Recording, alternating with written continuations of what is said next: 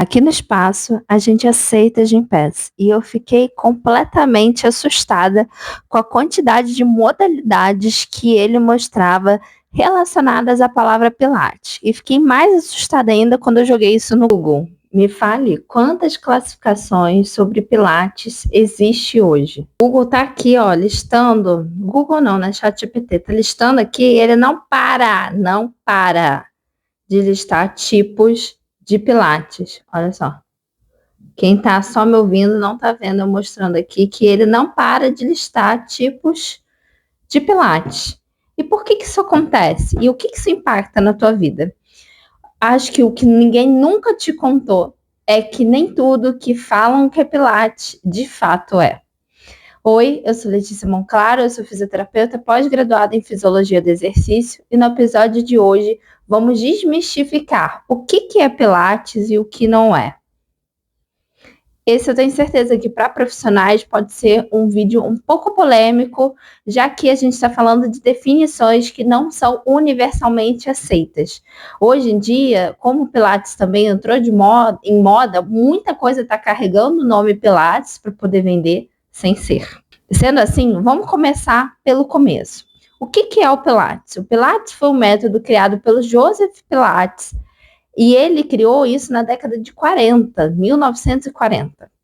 Sendo assim, o Pilates clássico mesmo, ele é um conceito que envolve certas sequências de movimento, onde no Pilates clássico você segue ali à risca todos os conceitos e todas as sequências pré-definidas.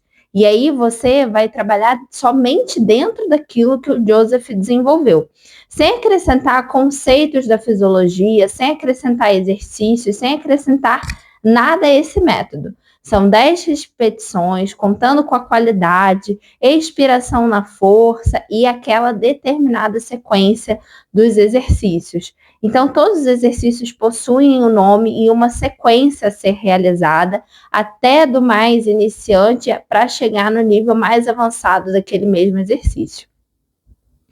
Já quando a gente fala de um Pilates que ele já agrega conceitos da biomecânica, a gente já fala de um Pilates que agrega conceitos da fisiologia do exercício.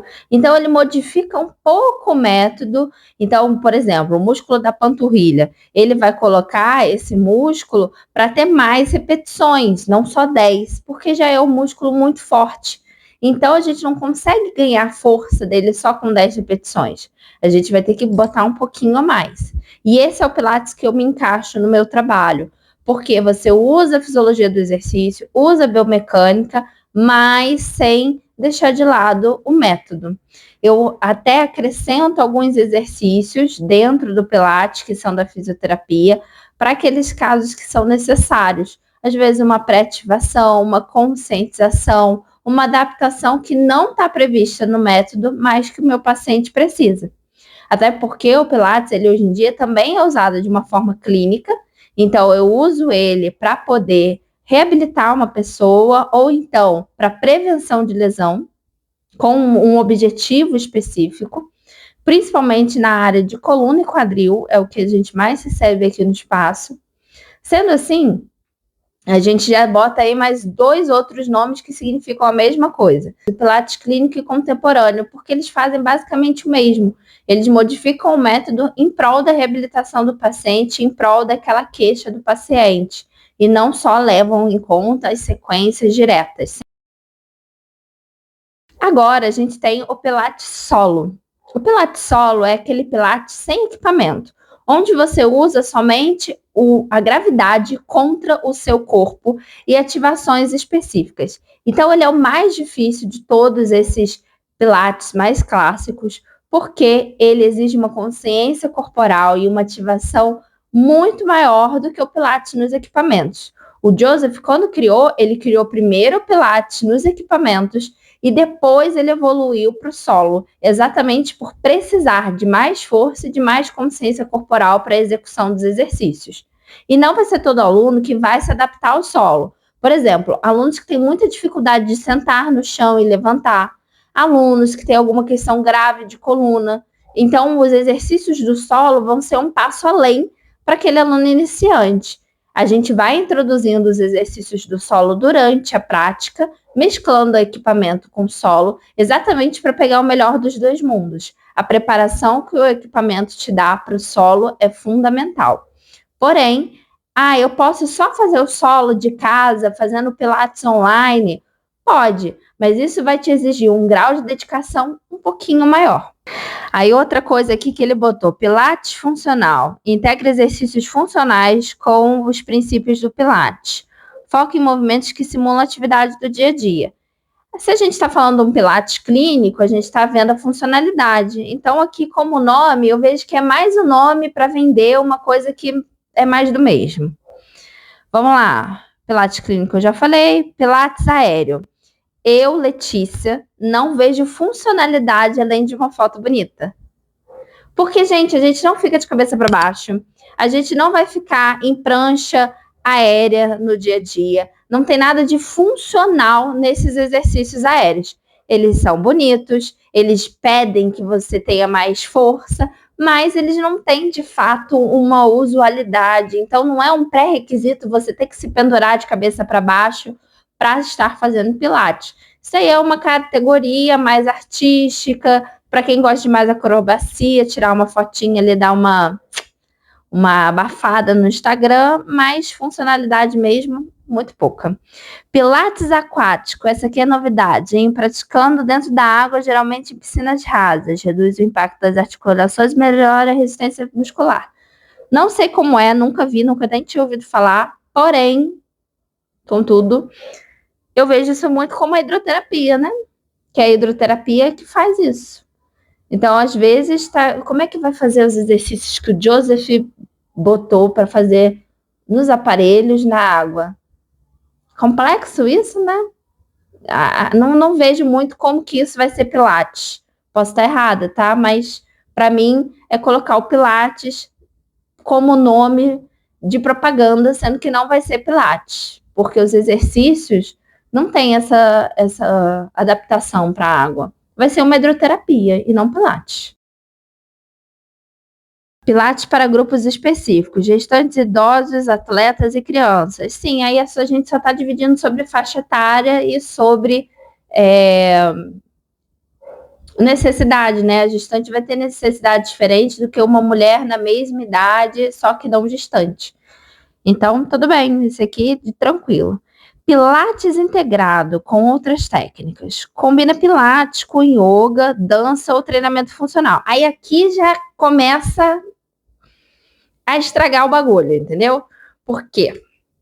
Por mais que o Pilates e o yoga tenham exercícios ali semelhantes, principalmente quando a gente fala do solo, a gente está falando de duas técnicas diferentes, com atuações diferentes no corpo. A ativação do yoga é diferente da ativação do Pilates.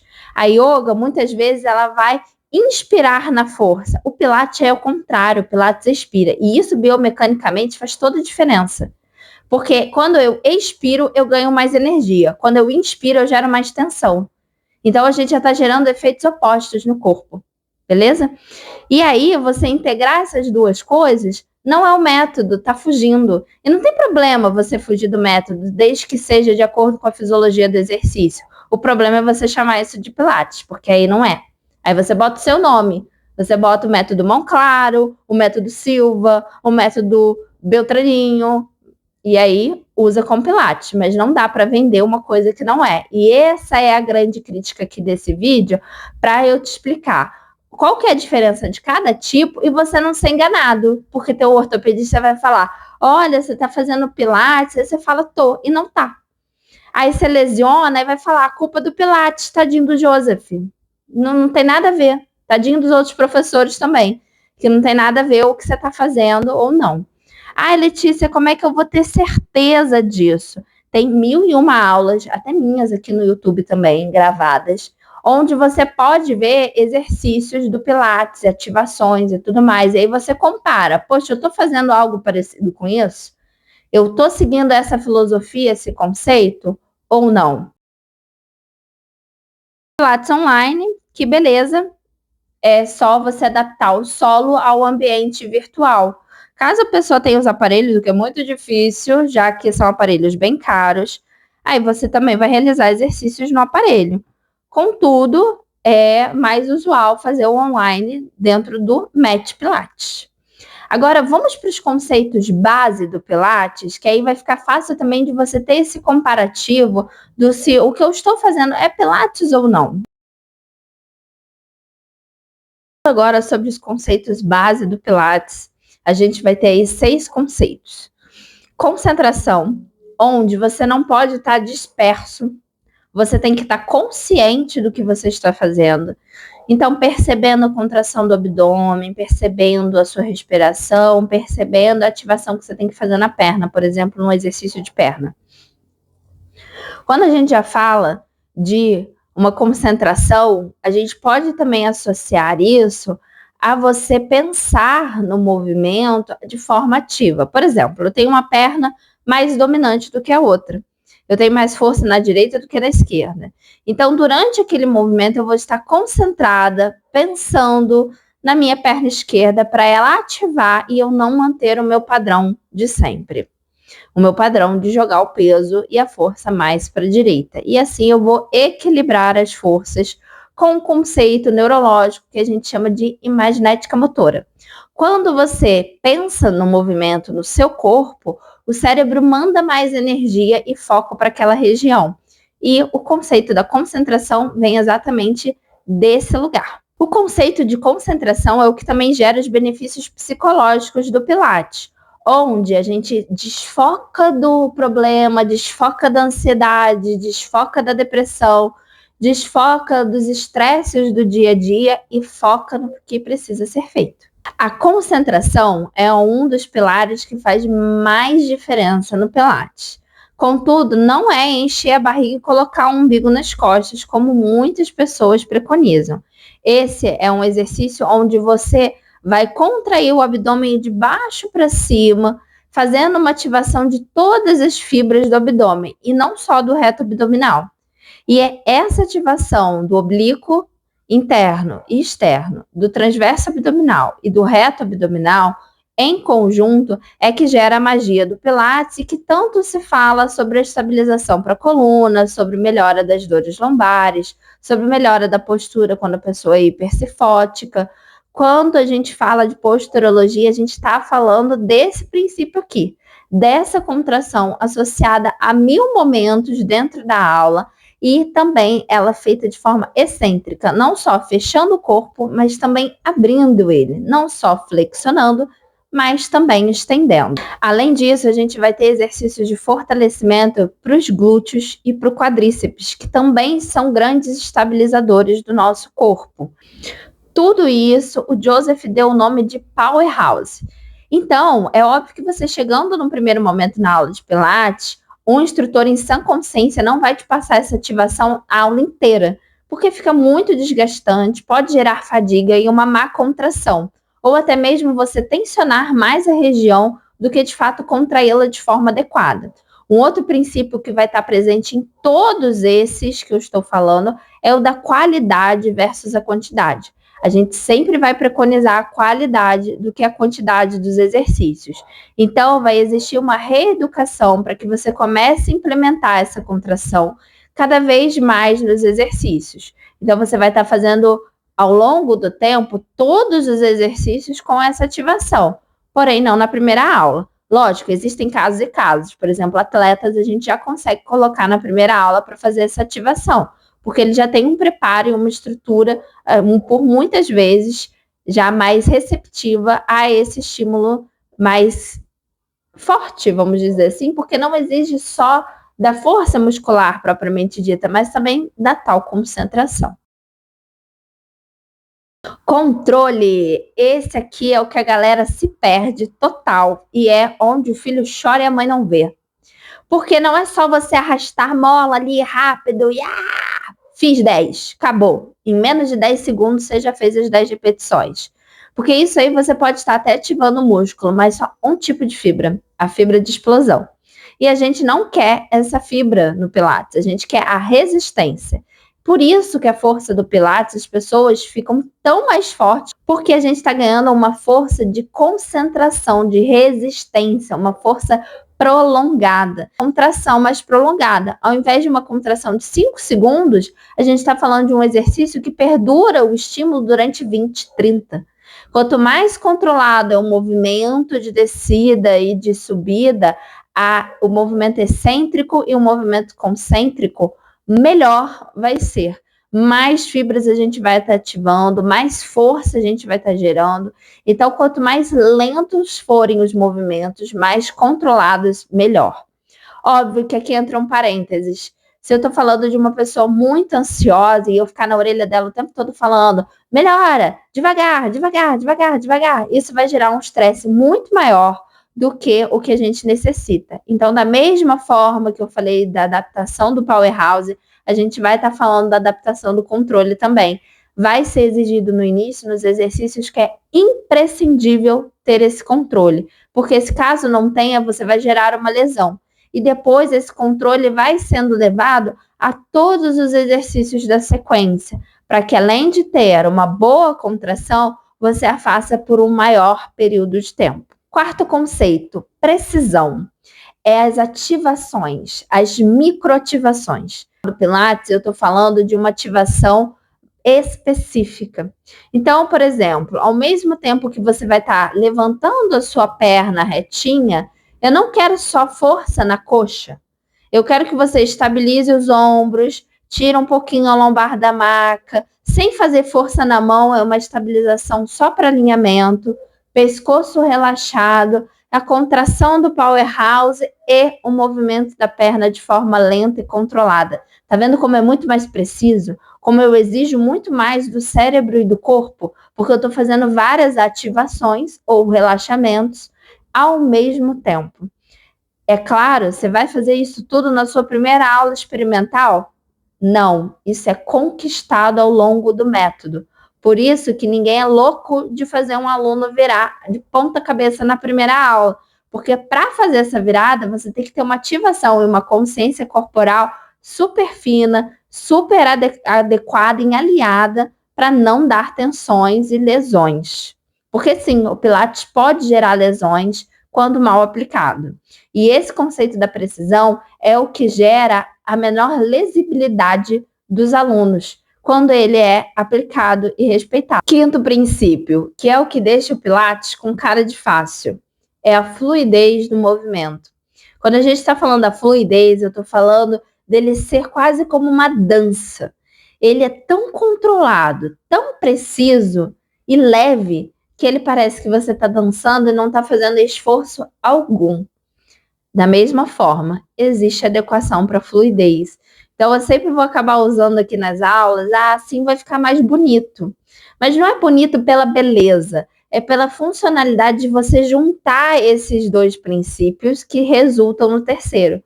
Quando você tem controle e precisão, você consegue ter fluidez no movimento. Você consegue fazer ele de uma forma tão eficaz que parece que é fácil. Já ouviu falar que quando você faz bem feito, o outro sempre acha que você não está fazendo trabalho algum, mas na realidade você tem um altíssimo esforço? É exatamente isso que acontece dentro das aulas do Pilates. Então, aquele aluno que você vê ele executando muito bem, muito levemente, muito fluido, ele alcançou o quinto princípio e é um dos mais difíceis de serem alcançados hoje devido à ansiedade da galera. Sexto princípio, que também é um mega diferencial e que faz o Pilates ele ser tão eficaz, a respiração. A gente está falando de uma respiração eficiente. Quando a gente prende o ar ou faz a apneia, a gente está retendo energia dentro do nosso corpo e a gente está gerando uma maior tensão, que é a prensa abdominal e a prensa pélvica. É como se eu estivesse achatando o meu corpo, prendendo realmente ele. Então, automaticamente, eu também vou estar hiperativando os músculos aqui do pescoço, que podem gerar torcicolo ou maior prejuízo para quem tem problema na cervical. Sendo assim, uma respiração fluida, contínua, é o primeiro passo. Depois, a gente trabalha com o acionamento dessa respiração nos momentos certos do movimento. Então, soltar o ar durante a força ou para o ganho de amplitude de movimento é a chavinha, a estrelinha de ouro do Pilates, onde a gente vai ter uma fluidez respiratória, então você não vai fazer essas prensas, essas tensões por conta da falta de fluxo. E também a gente libera energia na expiração. Então eu consigo ganhar espaço para o corpo trabalhar, espaço para aquele músculo ativar mais, espaço para aquela articulação se desenvolver melhor. Além disso, essa é uma ótima correção para as costelas e para dores torácicas, já que muitas vezes essas pessoas que têm alguma retração, uma hipercifose ou um desnível do tórax, vai ter uma respiração alterada. E já estão sendo feitos estudos relacionando essa melhora da respiração com a melhora da apneia do sono, que é o famoso ronco. E o ronco, ele é preditivo para algumas doenças, como as demências ou infarto. Sendo assim, a gente pode, daqui a uns anos, estar provando que o Pilates, ele é sim bom para prevenir demências, além só do fator muscular, mas também do fator respiratório. Aqui agora eu vou estar deixando para vocês um resumo dos princípios do Pilates, e aí você pode pausar o vídeo e ler todos eles, salvar, printar, para poder, quando você for num espaço, você observar esses requisitos. Normalmente, durante a semana, eu tenho feito lives das minhas práticas aqui, então é só você correr no canal do YouTube para ver aulas práticas e poder se baseando também nos movimentos ou então nas ativações, porque sempre que eu estou fazendo, eu vou explicando durante. Normalmente eu entro ao vivo e depois eu deixo salva essa live. Então vocês veem até as falhas, as horas que o movimento não é bem executado e eu paro, mudo, as adaptações que são necessárias para todo mundo, porque não é porque eu sou instrutora que eu não vou precisar de adaptações também. Afinal de contas, como mulher, a gente tem muita oscilação ao longo do mês, de força, de disposição, cólica, e aqui onde eu moro é muito frio. Então, por exemplo, essa semana mesmo eu não consegui treinar porque eu estava super resfriada. E aqui um porque ninguém nunca me contou bônus, não é para treinar resfriado, pelo amor de Deus, vai se recuperar, o seu corpo já está lutando contra esse vírus. Então você sossegue o faixinho, descanse e na semana que vem você volta a fazer sua atividade física. Não fica dando mais estresse para o seu corpo. A gente já vive muito estressado. Então, quando estiver doente, recupere-se. Bom, gente, com certeza vocês aí já podem ter escutado outras 1000 formas de chamar o Pilates. Afinal de contas, tem sido inventado cada vez mais modalidades, como eu disse, para poder vender Pilates sem ser Pilates.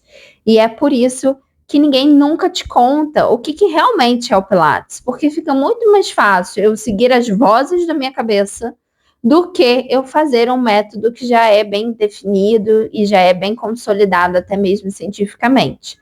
Portanto, muita invenção de moda, muita alteração, muita rigidez também vão fugir do princípio dos métodos e também da fisiologia do exercício. E essa é a parte que eu trabalho, que eu concordo, tá, gente? Que a gente tem sim que olhar um método que é consolidado, já cientificamente comprovado os seus efeitos, mas não deixar de lado também o que é comprovado pela fisiologia do exercício e sobre os princípios da reabilitação. Afinal de contas, se fosse necessário só fazer um cursinho ali de Pilates e já sair fazendo, a gente não tinha feito uma faculdade de fisioterapia também, que tem o foco principal em reabilitação e manutenção da funcionalidade do indivíduo. E indivíduo não é passar a mesma aula para 3 pessoas completamente diferentes. E aqui, ó, partezinha polêmica que a titia vai trazer para vocês. Quando eu tô numa aula aqui e eu tenho uma senhora de 90 anos, um jovem de 12 e um rapaz de 40, como que eu passo o mesmo exercício para 3 pessoas que são completamente diferentes, indivíduos completamente diferentes, com necessidades diferentes, encurtamentos, alterações posturais, forças, mobilidades completamente diferentes? Não tem como. É preciso a gente respeitar a individualidade de cada um e passar sequências específicas para cada um deles, mesmo que eu use o mesmo aparelho. O que eu tenho visto e me deixado muito triste e revoltada é que as pessoas, para poder aumentar o lucro do seu espaço, estão fazendo o mesmo exercício para todo mundo e sem ligar para a funcionalidade daquilo na vida da pessoa, sem ligar se aquilo vai ter um fator lesivo ou não para a vida daquela pessoa. Para mim, não encaixa na minha cabeça, e eu tenho que tomar agora muito cuidado com as minhas palavras, porque é como se a gente estivesse queimando o juramento que foi feito lá na formatura. Principalmente aqui para os fisioterapeutas, porque para o educador físico eu não sei qual que é o juramento, mas para o fisioterapeuta eu vejo muito isso. A gente se responsabilizou em reabilitar, em ajudar na funcionalidade, o preceito da beneficência, que é o preceito de você fazer o bem, e o da não maledicência, que é não fazer o mal. E quando a gente trata todo mundo indiscriminadamente, como se fosse todo mundo sendo igual, um robozinho, a gente não está respeitando esses princípios. E uma outra questão que está virando muito comum também com esse olhar do porquê que eu vou deixar de lucrar se eu posso fazer de um modo mais fácil, é cada aula ser de um jeito. Na segunda-feira, eu estimulo a sua perna de X jeito, na quarta-feira de Y, na sexta de Z. Demoro 20 dias para voltar lá para o X. O que o seu corpo vai entender com isso? O nosso corpo ele precisa dos mesmos estímulos durante um período de tempo para que ele possa entender que é ali que ele tem que mandar nutriente, ali que ele tem que aliviar tensões para poder ganhar a mobilidade, ali que ele tem que mandar maior lubrificação para a articulação. Se cada dia eu dou um estímulo e não tenho menor continuidade, eu não vou ter ganho algum. Então, eu vou trabalhar tudo e não vou trabalhar nada. E isso é o que eu falo de você unir o Pilates, conceitos já consolidados pela ciência, com conceitos consolidados pela fisiologia do exercício. O Joseph não estudou a fisiologia do exercício, mas nós sim. Nós temos acesso a poder estudar como que o corpo funciona. Então, você, cada dia está fazendo uma coisa, no final você não está fazendo nada para o seu corpo, porque o cérebro precisa de continuidade, de repetição, para ele entender para onde ele vai gerenciar a energia, os nutrientes, e assim mandar os comandos nervosos para cada regiãozinha do nosso corpo. E é por isso que aqui no Espaço a gente trabalha com séries, sequências mensais. E a partir de 2 vezes na semana. No mundo ideal, são 3 vezes na semana, mas a gente entende que nem todas as pessoas podem ou que vão conciliar o Pilates com outras atividades físicas. Então, a gente coloca mínimo de 2 vezes na semana. Eu não trabalho com prática de 1 vez na semana, porque aí é você falando para o seu médico que você faz alguma coisa. E aí não vai ter resultado, o meu nome é que vai de ralo, né? Então, a gente trabalha mínimo 2 vezes na semana, com intervalos pequenos entre uma aula e outra, para que o estímulo seja contínuo e repetido. E aí sim você tenha ganhos reais. O Pilates não é milagre. Não vai ser técnica que em 1 mês você ficou 100%. Mas em 1 mês você já sente uma mega diferença na qualidade de vida. Você pode ter abaixado o volume da dor, aumentado a funcionalidade ali nos 30%. Mas você vai estar fazendo isso de uma forma consolidada. Então, você não vai gerar lesões, nem vai perder tudo caso você tenha que viajar 1 mês, por exemplo, para poder passear. Caso você tenha que se afastar um pouquinho para cuidar de um ente querido, porque você está consolidando os estímulos no corpo. Exatamente desse conceito que vem o despertando o poder do corpo, porque a gente está construindo um corpo mais saudável e não só dando estímulo por dar estímulo. Tudo tem um porquê dentro da aula aqui de Pilates do Espaço. E você pode encontrar outros profissionais que também trabalham dessa forma. Eu não estou inventando a roda, eu apenas estudei como ela funciona. E já que agora isso não é mais segredo para você, você pode mandar esse episódio para outras pessoas também ter esse conhecimento. Afinal de contas, conhecimento é o que liberta a gente, faz a gente ter maior qualidade de vida. É um prazer estar aqui, encerrando mais um episódio do podcast. Te vejo na próxima semana.